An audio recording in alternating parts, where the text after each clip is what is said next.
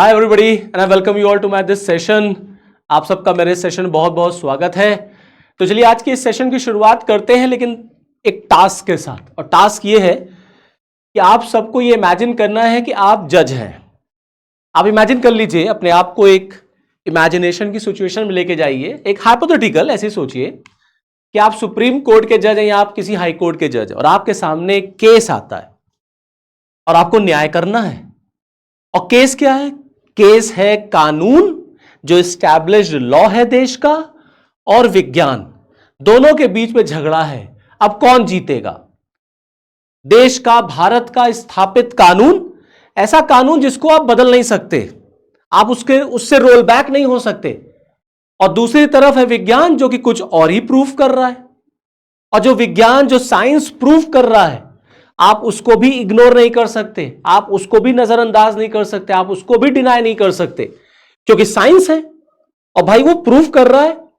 और कोई चीज अगर आपके सामने, आंखों के सामने दिख रही है कि that yes this is the established fact according to the science, तो आप कैसे आंखें बंद कर सकते हैं उससे? अब ऐसा ही केस आपके पास आया, पड़ गए ना अचंभे में, अब मिल गया ना चैलेंज।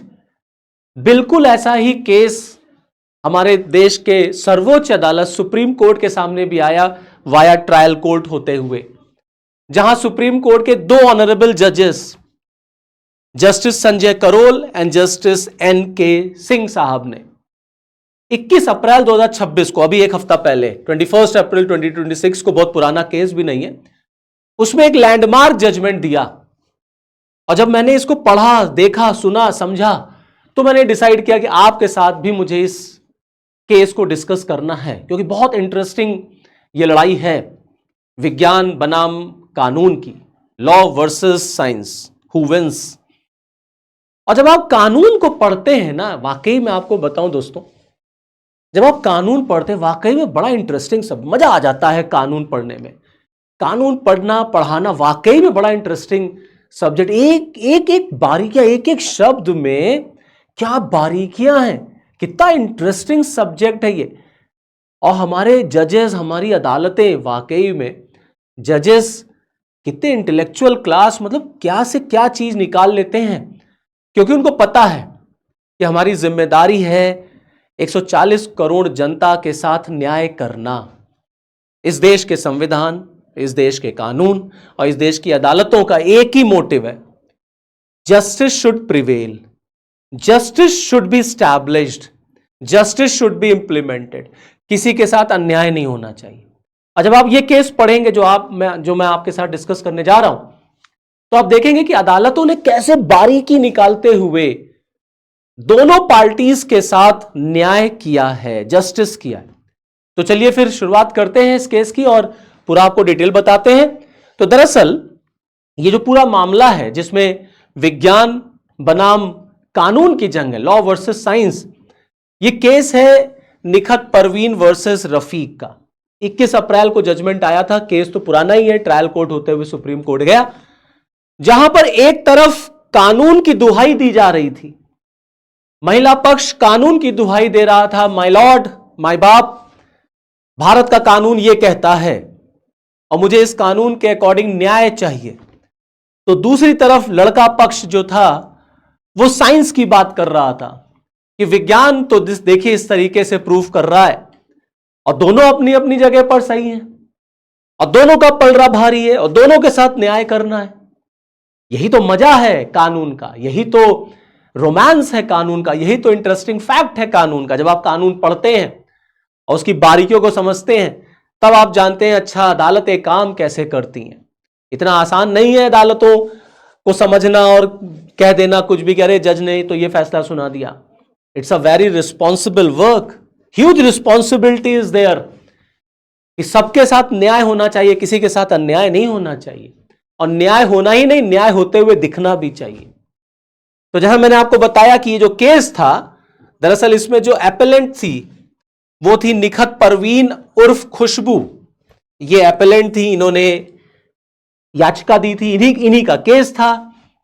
और जो वर्सेस पार्टी में था, जो दूसरी तरफ था, वो इनका हस्बैंड था रफीक उर्फ शीलू, जो कि रिस्पोंडेंट थे। ठीक है, तो जब मैं केस बताऊंगा आपको क्या था, तो उसमें एक वर्ड आएगा एपेलेंट, एक वर्ड आएगा रिस्पोंडेंट। तो ध्यान रखिएगा, समझ जाइएगा कि एपेलेंट का मतलब है निखत और रिस्पोंडेंट का मतलब है रफीक। ओके, तो देखिए केस की शुरुआत कुछ ऐसे होती है। दरअसल जो एपेलेंट थी, जो लड़की थी, वो दरअसल रिस्पोंडेंट के यहां, रफीक के यहां डोमेस्टिक हेल्पर थी रेसिडेंस में, करीब 3 साल तक उसके यहां डोमेस्टिक हेल्पर थी, एक तरीके से मेड जैसा काम कर रही थी। उन दोनों के बीच में रिलेशन स्टैब्लिश हो जाता है, दोनों के बीच में संबंध स्थापित होता है। दोनों 2 मार्च 2026 को शादी भी कर लेते हैं। यहां तक तो बात ठीक है भाई, शादी कर लिए। लेकिन मजे की बात यह है, टर्न तब आता है, विवाद तब होता है जब ठीक 1 महीने के बाद, देखिए मार्च 2016 में शादी हो रही है और अप्रैल 2016 में बच्चा पैदा हो गया। A child was born and that is impossible. भाई 1 महीने में कैसे बच्चा पैदा हो जाएगा? अभी विज्ञान ने इतनी भी तरक्की नहीं की हुई है कि 1 महीने में बच्चा पैदा हो गया। At least it takes 9 months for a baby to born.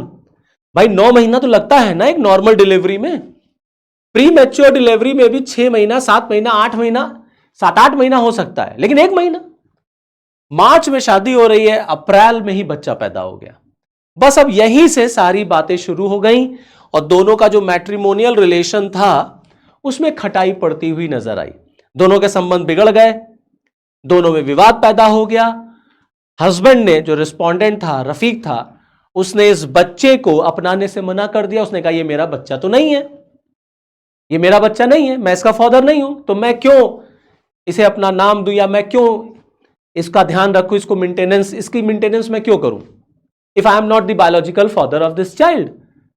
अब वहां से जब रिलेशन बिगड़े तो लड़की ने, जो वाइफ थी, उसने क्या किया, उसने 2005 के protection of women from domestic violence act के तहत, सेक्शन 12 के तहत, उसने ट्रायल कोर्ट में केस कर दिया।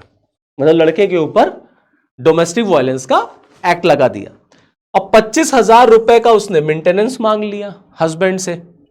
25,000 रुपए का मेंटेनेंस मांगा पर मंथ। लड़के ने देने से मना कर दिया और लड़के ने साथ ही साथ ट्रायल कोर्ट से डीएनए कराने की बात कर दी। कहा डीएनए टेस्ट हो जाए, क्योंकि लड़के ने साफ साफ कह दिया मैं इस लड़के का पिता नहीं हूं, I am not the biological father of this child. ये बच्चा मेरा नहीं है, 1 महीने में पैदा हो गया, ये मेरा नहीं है। ट्रायल कोर्ट से कह दिया आप डीएनए टेस्ट करा लीजिए, चलिए डीएनए टेस्ट हो जाए। ट्रायल कोर्ट ने डीएनए टेस्ट का ऑर्डर भी दे दिया। अब मजा आ गया, यहीं से चीजें और बदल गई।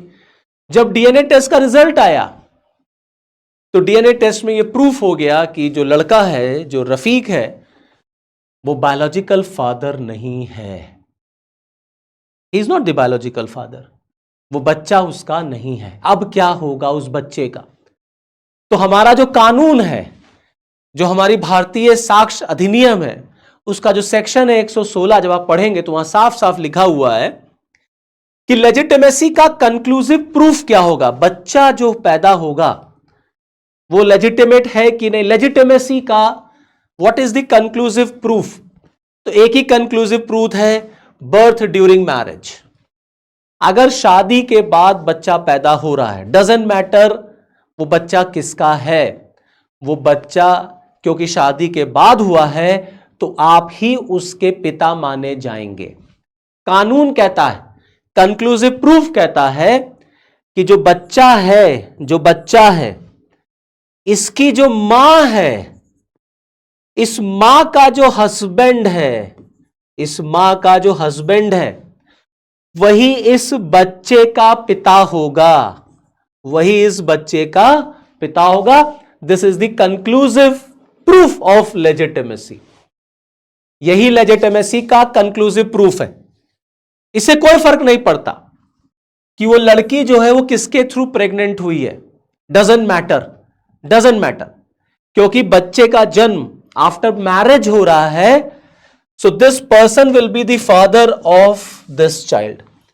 अब बताइए, आप क्या आप किसी को फोर्सली फादरहुड के लिए मजबूर कर सकते हैं? If this person come to know that this child is not the biological child of mine, I am not the biological father of this child, so you cannot force me to have और to take care of that child. अदालत के सामने ये बात गई कि भाई देखिए, डीएनए टेस्ट ने तो प्रूफ कर दिया कि ये बच्चा मेरा नहीं है। अब झगड़ा हो गया कि डीएनए टेस्ट में तो ये सिद्ध हो गया कि ये बच्चा इसका नहीं है, ये पिता नहीं है इसका। अब क्या होगा? क्योंकि कानून तो कहता है कि बर्थ अगर शादी के बाद हुई है तो वही कंक्लूसिव प्रूफ हो जाएगा लेजिटिमेसी का, बस फुल स्टॉप। और इसको रोल बैक नहीं किया जा सकता, इसको वापस नहीं लिया जा सकता। इसीलिए इस बच्चे का पिता कौन होगा, इस बच्चे की जो मां है, उसका जो हस्बैंड है, वही इसका पिता होगा, फिर चाहे ये बच्चा इसका बायोलॉजिकल हो या ना हो। इसी बात को लेकर के इस सेक्शन के तहत लड़की ने न्याय मांगना शुरू कर दिया कि मुझे न्याय चाहिए। अब मामला यहां पर यह था कि यह बात भी सामने आ गई, भाई कानून तो यह कह रहा है, और दूसरी तरफ विज्ञान साइंस ने यह प्रूफ कर दिया कि डीएनए टेस्ट में कि लड़का जो है, बच्चा जो है बायोलॉजिकल वो नहीं है, बायोलॉजिकल फादर वो नहीं है लड़का, रफीक। तो क्या रफीक को यह मजबूर किया जा सकता है कि तुम्हें अब इस बच्चे को पालना ही पड़ेगा, क्योंकि यहां पर बच्चे का भी फंडामेंटल राइट प्रोटेक्ट करना है, उसके साथ भी न्याय करना है, उसकी क्या गलती? लेकिन इस केस में फिर सुप्रीम कोर्ट की तरफ से फैसला आया कि आप विज्ञान में जो एविडेंस आ रहा है उसको इग्नोर नहीं कर सकते।